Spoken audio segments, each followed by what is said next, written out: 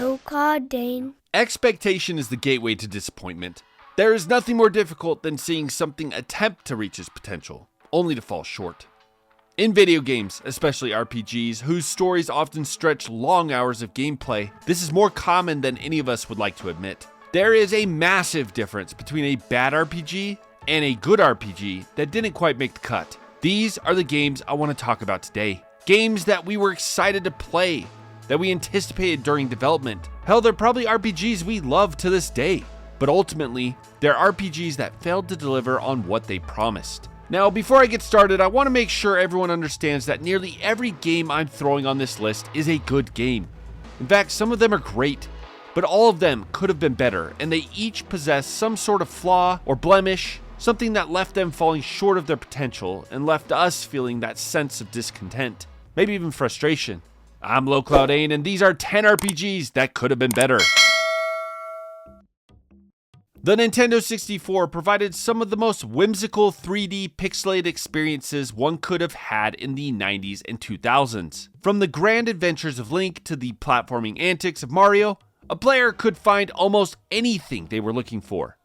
That is, other than RPGs. Aside from Paper Mario and Ogre Battle 64, there were no other critically acclaimed RPGs, which left the system with a gaping hole in its library. A hole that was almost filled by the incredibly ambitious but ultimately flawed Aiden Chronicles The First Mage. On paper, this title had a solid premise. It followed Alaron, a squire, as he fulfilled his duties before being swept into a large-scale scheme of magic and treachery. Not only did this game include large, sweeping open-world areas, but it also had a dynamic party system that was far ahead of its time. You see, during the story, Alaron can have 3 companions, but who you take on your journey is completely up to you. Depending on your choices of party members, the story will change, with different dialogue and events. If a party member falls in battle, they permanently die, meaning that Alaron must find a new companion, which there are many stretched over the entirety of this game. All of this would have worked had the development team had a little more time and experience. But unfortunately, despite Aiden Chronicles' hefty ambitions, this game fails to deliver a complete and sometimes fun experience. You see, the battle system is incredibly flawed and overly confusing. Glitches abound across the entire game. Story progression is vague and sometimes completely nonsensical, and the N64 hardware struggles to contain the world of Aiden Chronicles, leaving much of it in a foggy, frame-dropping state that drove away most players. It's a shame, because had this game come out for a stronger platform like the PS1, or maybe even waited until the GameCube's release, I think we would have had a certified classic on our hands.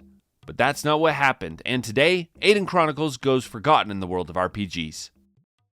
Grandia for the PlayStation was a colorful adventure whose beautiful graphics and memorable character design still inspire fans to this day. Grandia 2 found its way on both the IGN and Game Informer's 100 Best RPGs of All Times list. If you grew up in the golden RPG age of the PS2, you had at least heard of the Grandia franchise. Grandia Extreme was a departure from the previous 2 titles, with an emphasis on dungeon exploring over deep storytelling, but in 2005, many anticipated the release of Grandia III, which would become the final game in the series. How did this title kill the franchise? Well, that's a hard question to answer. I'm not sure how the Grandia series wasn't able to go on, but I do know that Grandia 3 feels like it was created by 2 separate teams. In the first 10 hours of your playthrough, Yuki and his mother go on an entertaining adventure. During this time, the battle system slowly evolves, testing your abilities around the time you fight the Minotaur. But there is a fatal shift in this game's quality around the 10-hour mark. Miranda and her new squeeze Alonzo leave the party, and suddenly the game shifts to a predictable, boring premise. The battle system, though amazing in its own right, never seems to evolve after this point as well. The shift is pungent, and many, including myself, lamented what could have been had the devs continued with the storyline they promised in the first half. You can see the budget of Grandia 3 slowly shrink away, story branches disappearing unresolved, characters lost, never to be mentioned again, lush cutscenes replaced with static conversations, and an ending that simply shows slides of the main cast. The potential was great, but man did Grandia 3 completely miss the mark. I mentioned that most of the games on this list are good games. Just games that don't quite meet the player's expectations or fail to deliver on their promise. Loop 8 is not one of those games. Loop 8 is a bad game. Maybe even a terrible game. Upon its release, you could hear the collective disappointing moans of us weebs who just wanted a cool-looking anime dating sim dungeon-crawling adventure. Why Loop 8 is on this list, though, is for that very reason. This title is the definition of style over substance. Trailers painted one of the more unique titles to come out in 2023. The graphics were lush, with an art style that absolutely captured a modern-day anime. The battles looked gorgeous, and there were a host of different characters you could recruit into battle. Not just that, but it promised a blend of two genres. The visual novel, usually a genre built upon unique character interactions and narrative-changing choices, and the RPG. Pre-launch, fans were excited. There was a small community that felt this was the kind of game they had been waiting for someone to make. But in the end, no one went home happy. Loop 8 is a repetitive, generic, hopelessly simple yet mind-boggling complex game. General gameplay has you going around to the cast of characters, building relationships. You do this by answering their questions with different emotional responses. During certain sections of the game, you will be tasked with fighting shadowy creatures, traveling through a small area until you face off against a boss. Beat the boss, and the loop starts all over. Fail to beat the boss, and the loop starts all over. Throw aside the abysmally simple rock, paper, scissors battle system and the less than stellar story progression, and what you're left with is the loops. Repeats of story beats and conversations that very, very quickly grow to haunt the player. A simple sign that you made a bad visual novel is if the player mashes through text. This game might as well be a mashing text simulator. In the end, no other game on this list promised so much, yet delivered so little. The PS3 was starved of turn-based RPGs. For those who experienced Sony's previous console generation, we were privileged to have series staples like Final Fantasy, Persona, Wild Arms, Xenosaga, Dragon Quest, and Shadow Hearts, just to name a few. You want to know what the top-rated PS3 turn-based RPG is? According to Metacritic, South Park: The Stick of Truth, an RPG parody. There's some irony in that. For fans like me, this generation was disappointing. So imagine my surprise when I hear that a launch title by the name of Enchanted Arms was a turn-based RPG with Suikoden-like party member mechanics. Though I didn't recognize the name at the time, it was also developed by From Software. I practically jumped at the opportunity to play a Suikoden-type game on my PS3. And well, it certainly was unique. Come on, Toya, you mustn't give him any credit. In Enchanted Arms, you can recruit over 100 golems, unique party members, each with different stats and abilities. Version differences offered different golems, and the gameplay was okay. Not amazing, but not bad. In fact, that statement could be applied to the entire game. Not amazing, but not bad. Why Enchanted Arms made my list is due to the outrageous expectations of the PS3. Here was a state-of-the-art console with improved graphics, processing, and load times. And here is a mediocre RPG that would have been forgotten even if it had been released on the PS2. Oh well, at least we have the Stick of Truth.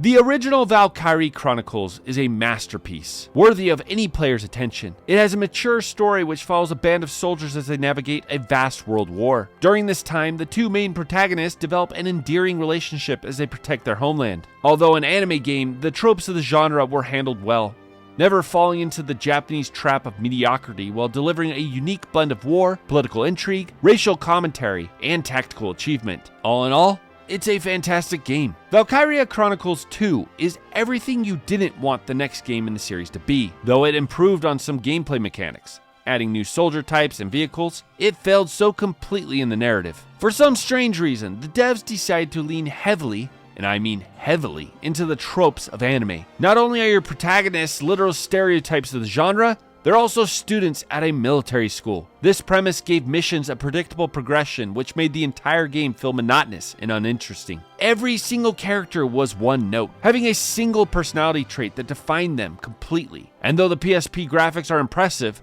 the level design was not. All in all, the second game in the series failed to live up to even the shadow of the first, leaving it to waste away in the bin of mediocrity. Time and Eternity shares similar attributes to Loop 8. It is ultimately style over substance, but unlike Loop 8, I really wanted this one to work. NIS really had something here with this title.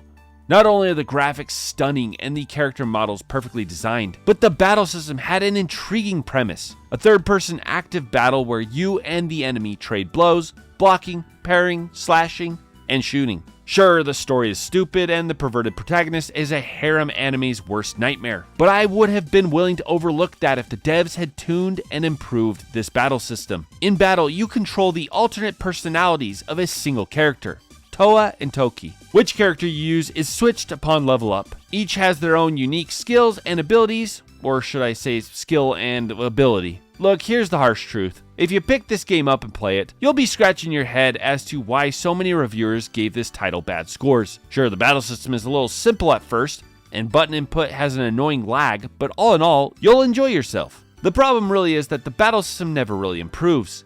It stays devastatingly simple throughout your entire playthrough. Never does this game evolve past what it establishes in its first few hours, and that's rough, because it was never that engaging in the first place. This one cuts deep as, to this day, the graphics of Time and Eternity are so impressive. Walking around the vast fields, all of the different animations during battle, even the anime cutscenes have their charm. But all of it is wasted as the game's complexity is only skin deep.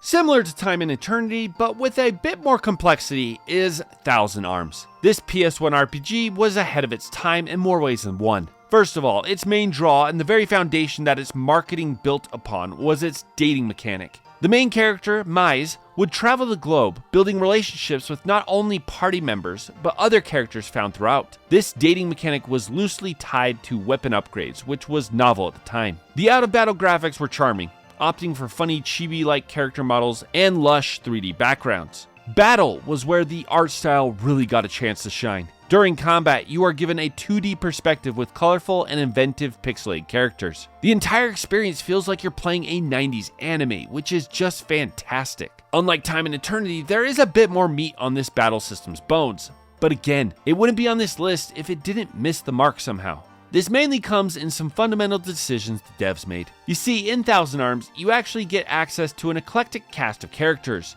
A samurai, a hammer-wielding pirate lady, and my personal favorite, an awkward cosplayer who takes on the personality of her different costumes. When playing, you can't wait to explore everyone's unique abilities. You can take 3 party members into battle, but here is where the issue starts. You essentially can only control your front row party member. The others sit in the back and are relegated to using simple support or healing spells. They can't attack, nor can they use their special abilities. This means that essentially, the battle system is 1v1 combat structure. Sure, if your front row party member is taken out, then one of the others switch in, but that will rarely happen if you play right. This means that out of our cast, you really only need to pick one to use for your playthrough, and the obvious choice is Mais. Not only does he have the best stats and the most powerful weapons, but about a quarter of the way through the game, Mais is given the ability to summon powerful monsters to attack. These summons are so overpowered that you would be an idiot not to use them, and thus begins the monotony of watching long animations over and over and over and over again. All in all, when you play Thousand Arms, you slowly begin to realize just how simple and dull the battle system is. And the fixes were so easy. Why not have your other party members easily switch in? Maybe give each character a cooldown timer or something. Had the devs involved party members more and put restrictions on abilities such as the summons, I think we would have had a better game. I would have loved to utilize Nelsha's dresses. Her character was so intriguing. Unfortunately, Thousand Arms seems to forget what to do with all of its enticing potential. Xenogears is one of those titles that is spoken of reverently. Developed by the same team that has since brought classics like the Xenosaga trilogy and the Xenoblade games, I don't blame anyone for holding this game in high esteem. The story of Xenogears is heavily philosophical, dealing with topics and themes far more mature than most other video games, especially at this time. The battle system was interesting, with slightly different combat when on the ground compared to being in your mech. During the first part, cutscenes were intricate, with pixelated details that drew you in. Unfortunately, Xenogears was the victim of its own ambition. Where the first half of this title had a meticulous focus on detail, the second half is so obviously rushed that players might think they're playing an entirely different game. Where cutscenes abound in the first section, the narrative in the second half was told with still images and endless text boxes. The realization that a perfect game was nearly there, and that all the devs needed was a bit more restraint, double the budget, and about another 12 months, and Xenogears could have been considered among the greats like Chrono Trigger, Skyrim, or Final Fantasy VI. Instead, it has been relegated to cult classic, and its fans have constantly defended the unfinished nature of this game. Xenogears, above almost any other game on this list, deserve to be better.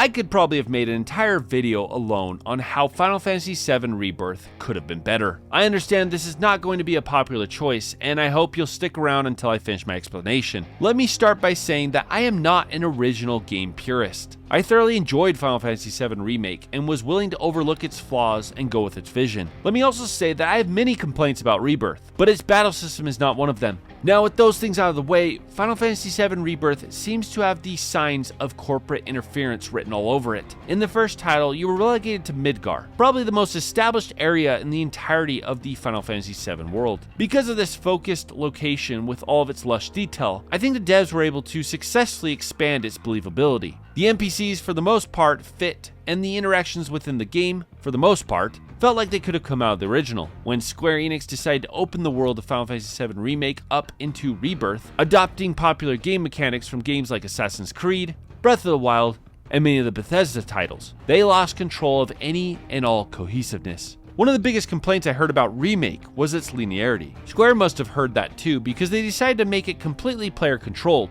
Just kidding, it's still linear. The path just weaves back and forth so many times that you lose track of it. Let's take this piece by piece. The tower mechanic adopted from Breath of the Wild does not work here.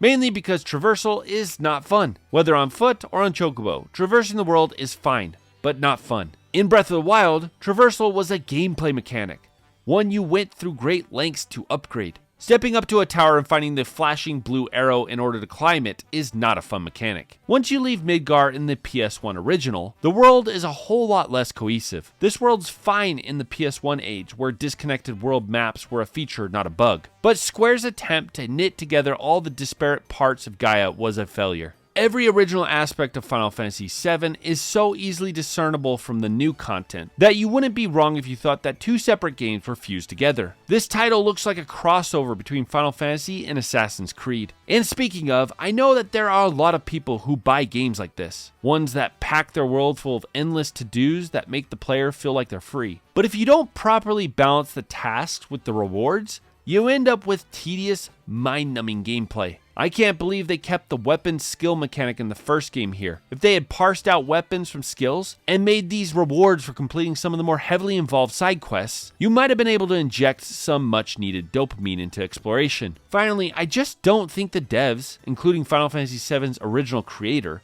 understand the PS1 title. The silliness and self-awareness of Rebirth doesn't seem to match that of its inspiration. It all comes off as forced and misunderstood. Ultimately, Final Fantasy VII Rebirth missed the point, and in the process, made a game that I personally think could have been much better. Now, as I'm writing this, Xenoblade Chronicles X Definitive Edition has been announced for the Switch. This is exciting news, and despite what I'm about to say, I highly suggest everyone go and pick up and play this absolute gem. When X was announced, I think many of us thought we were seeing the next step of evolution in the Xenoblade series. The Wii U's graphical engine was pushed to its limits, and the gameplay looked so much more involved. Upon booting Xenoblade Chronicles X up, almost every anticipatory hope I had was validated. I couldn't get enough of this title. Exploration was addictive. It should be said that many of the mechanics in X directly inspired the gameplay of Breath of the Wild. Monolith Soft was in charge of world design in that game, and they lifted gameplay straight from this title, which goes to show how addictive it is. Now, as you explore, open up new areas, take on dangerous foes, and fill out your custom class skill tree, there is a goal that everything is pointing to. A goal that was indicated in the very first trailer, and that is the Skell. These Gundam-like mechs are constantly waved in front of the player, and finally climbing into the cockpit is an exhilarating experience. But here's where things start to go south. The Skells essentially destroy the Xenoblade experience. I think they were originally supposed to be a limited resource, but if you're thoroughly exploring in the first half, upgrades come easy, and eventually there's almost no reason to be on foot from that point forward. I, to this day, am still upset about this. Never have I seen a more egregious dev assassination of a title's gameplay. Combat in the Skells is a dumbed down version of battle in person, but most of the biggest battles in the game are meant to be done in the Skells. Once you gain your Skell, there's really no point in exploring different builds for your character. Skells builds are determined by their equipment, so hunting for better guns, swords, and missiles will take up the bulk of your time. This is a major flaw, one that I doubt the definitive version will fix. But despite all of this, I still highly recommend this title. In fact, I recommend most of the games on this list. Just because they could have been better doesn't mean they aren't worth your time. And that's our list. Let me know which titles I missed or how I'm wrong about Rebirth. Thank you to all my Patreon members, and if you would like to join Patreon and request your own video, click on the link below. Be sure to like, share, and subscribe, and I'll see you all later.